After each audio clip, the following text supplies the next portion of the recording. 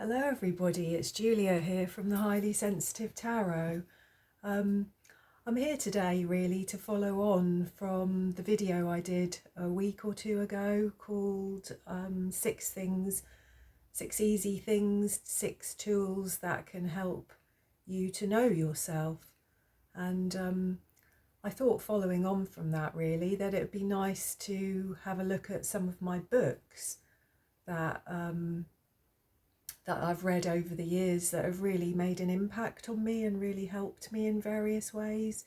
Some of the books I read a long time ago, some of them I've read quite recently, and some of them I'm about to read again, I think. I think some of what's driving my push for sort of mental health on my channel is that I've been struggling with my own mental health again recently.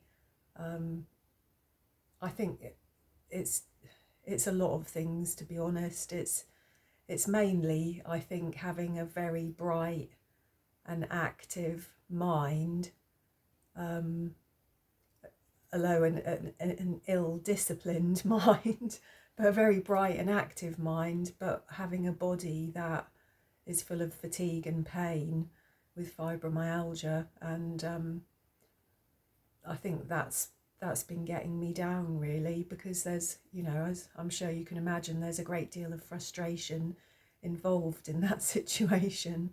So I'd really like to focus a little bit more on mental health on my channel and see if I can find a way to get that into some of my tarot readings as well. But for today anyway, this is a top 10 of my favourite, of my best and most profound self-help books that I've read over the years, and I'm going to do it in 2 parts. Today 5 books, and in the next video the other 5 books. Well, I say 5 books, I think in total I've got 13 or 14 books here, but they're by 10 authors, so I'll do 5 today. 1, 2, 3, 4. Well, there's actually 6. So there we go. I can never stick to what I say, can I? Anyway, so the first book that I've got here, and these are in no particular order. This is obviously not a definitive list for anybody, and I would love to hear your feedback about if you've read any of these books or anything that's helped you really. I would be very interested to know. That would be great to have that dialogue with people. But anyway, the first book that I'm going to talk about just briefly is Codependent No More, and this is a book by Melody Beattie, and when was this written? 1987 and 1992. So this is an old book actually. I read it perhaps 3 or 4 years ago, when I was leaving a relationship that was quite difficult for me. And although this book doesn't pull any punches, I think in the reviews I've read about this book, some people didn't like it. They felt they were being talked down to, or made their kind of codependent issues were being made into something negative. But I didn't ever see it that way. It really, I think, helped me to focus and snap out of some quite outdated thinking patterns I had about what relationships actually are. There's a strong emphasis in this book on if you're recovering from having lived in families where there was alcohol issues or drug-related issues, and neither of those things were relevant to me. But I think probably my undiagnosed autism throughout my life led me to have some confusion about what a good relationship was and certain boundaries around that. And so this book really helped that. There's also quite a strong religious emphasis throughout this book, which may not be for everybody, but again, you know, I'm a spiritual person. I feel that I walk a spiritual path, and I'm quite open to all religions, really, to be honest, and any wisdom that they might contain. So it, again, that didn't bother me. Let me just see what she's written on the back of the book, because that might help. Does someone else's problem become your own problem? If so, you may be codependent, and you may find yourself in this book.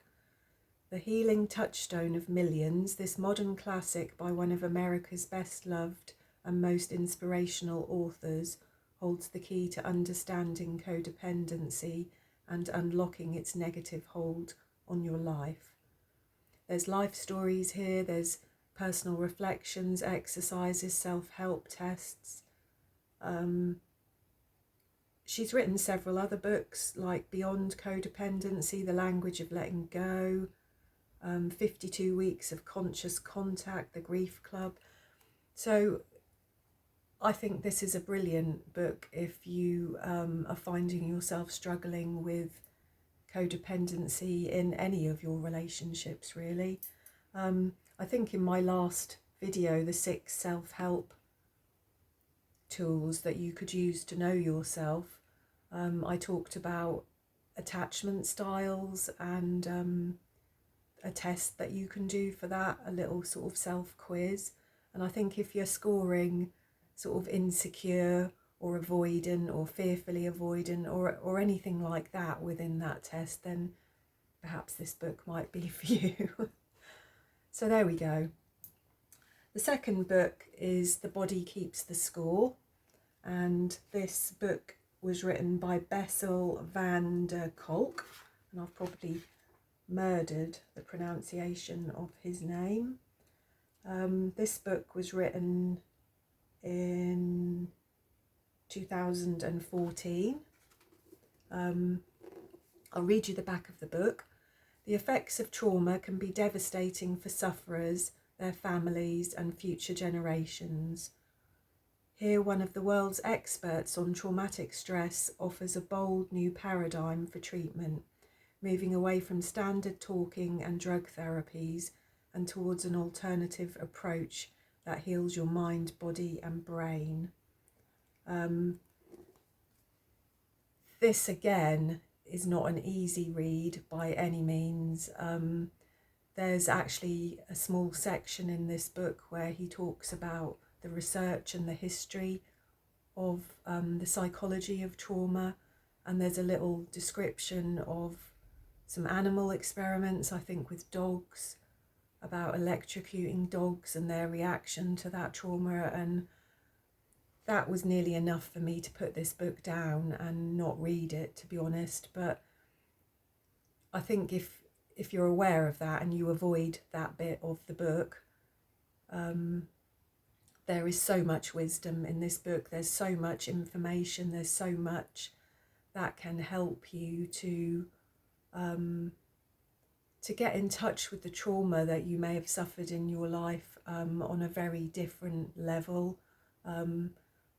You know, The Body Keeps the Score is the title of this book, and I really do believe that over time our sort of psychological distress becomes imprinted within our bodies, and we can often find ourselves reacting to triggers and stresses quite unconsciously because it's in us, and our body feels it before we're even consciously aware of it. So again, a fantastic book, I think, really, if you are finding yourself feeling easily triggered by life. The third book that I've got here, this was recommended to me 3 years ago by a psychologist that I was having some therapy with at the time, and we were focusing very strongly on mindfulness, and this is the book Full Catastrophe Living, and this is by Kabat Zinn. And really, it's a program of stress reduction, really, that he has developed. This is quite an old book, I think. I picked this up secondhand off Amazon. Let's have a look. 1990, yeah, so this is really quite an old book, but it's written purely about mindfulness. There's a lot of reviews on the back here. This is simply the best popular book on health I've read in years. It offers a guide for personal transformation that can literally save your life. A practical guide not only to mindfulness, meditation and healing, but to accomplishing the elusive goal of integrating spiritual practice into daily life. So I read this book while I was in the course of some therapy that I was having, and I did all of the meditation techniques and exercises in this book, and actually it taught me a great deal about my thought processes and how to quieten my mind, I guess. And while I'm still not an expert at that, I still struggle with that at times. I do at least feel I have some tools available to me now that if I can focus on is really helpful for me. As I said, there's a lot of talk in this book about meditation, and I don't know whether it's just me with autism, I don't know what it is, but I find sort of just sitting and being quiet with yourself type meditations quite difficult. My sort of monkey brain, the endless chatter and inner monologue of my head can make that a very frustrating process for me. But I did learn about moving meditation and how to use that energy while doing simple everyday tasks, and that was really helpful. So there we go. What else have we got here? The Wisdom of No Escape by Pema Chodron. Pema Chodron. Now, she is a Buddhist nun, and I also have of hers an audio CD called Don't Bite the Hook, and actually out of the two, this is probably my favourite, and probably my favourite format as well, because I can just listen to it. I don't have a CD player anymore, but I downloaded this onto a laptop and I can still listen to it. I know that you can buy this as an audio book these days, both of these books. I've had these books and this CD for, I don't know, maybe 20 years, 15, 20 years. And I bought these actually when I was going through quite a difficult time many years ago. And they're just beautiful. Yeah, the copyright for this is 2001. These are just beautifully peaceful and soothing books. A Buddhist perspective on how to manage and how to navigate difficult emotions and just the general suffering of life, really. Let's just read the back here. Come as you are, trying to run away or trying to become someone else won't get you the happiness you seek. The magic is being willing to open up to the moment now, just as it is. When you can do that, you can begin to be able to open to yourself just as you are. Being satisfied with what we already have is a magical golden key to being alive in a full, unrestricted and inspired way. So that's the Wisdom of No Escape.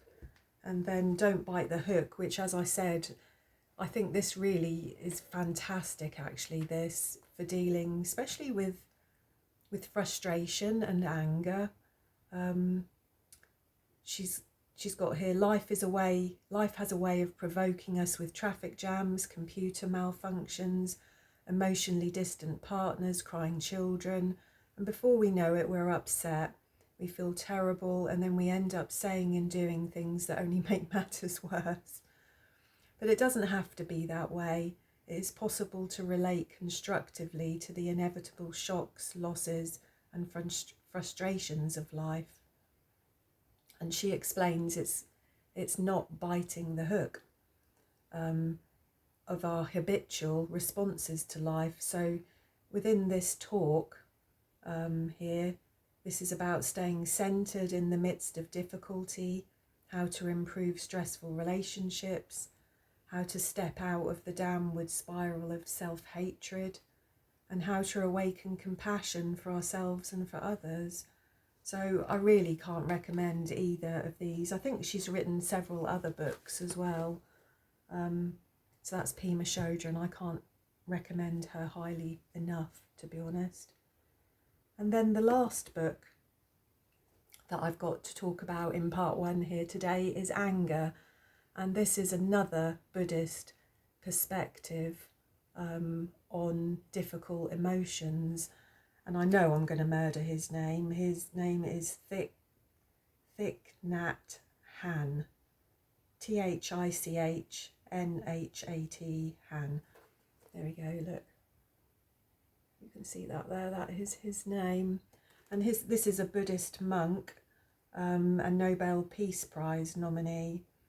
I think this book was written, let's have a look, 2001 again. And I'll just read the back of the book.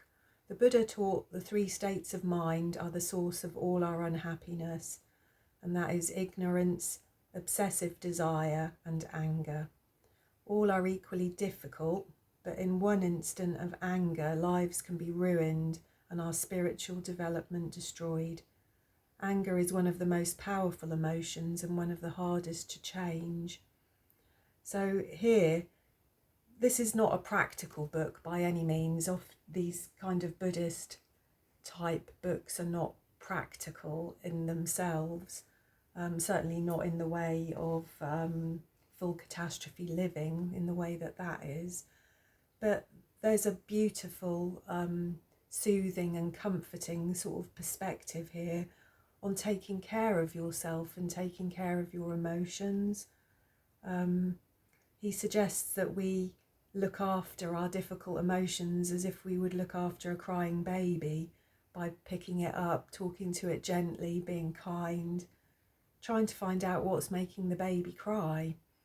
There's stories in this book. It's a very humble and peaceful book. And again, I read this around the same time that I read Pema Chodron's books many years ago, and I found a great deal of comfort from this book. So I think it's quite a transformational book, really, in many, many ways. So there we go. They are my favourite they're not my top 5 books. As I said, they're not in any particular order. And I've got another 5 or 6 books to talk about in part 2. And as I said, if you've enjoyed this video and it's given you some inspiration, I'd love to hear your experiences with any of these books, or anything that you've read yourself that has been of great help to you. Because as you can see, well, you can't see, I've got bookshelves and books everywhere. I don't read as much as I used to. I find myself getting stuck on YouTube quite a lot. But I do read, and I'd be very open to hearing anything that has really helped any of you, my viewers. So I hope that you enjoyed that today, and I hope that it was of some interest and inspiration to you, and I shall see you again in part 2. Thank you.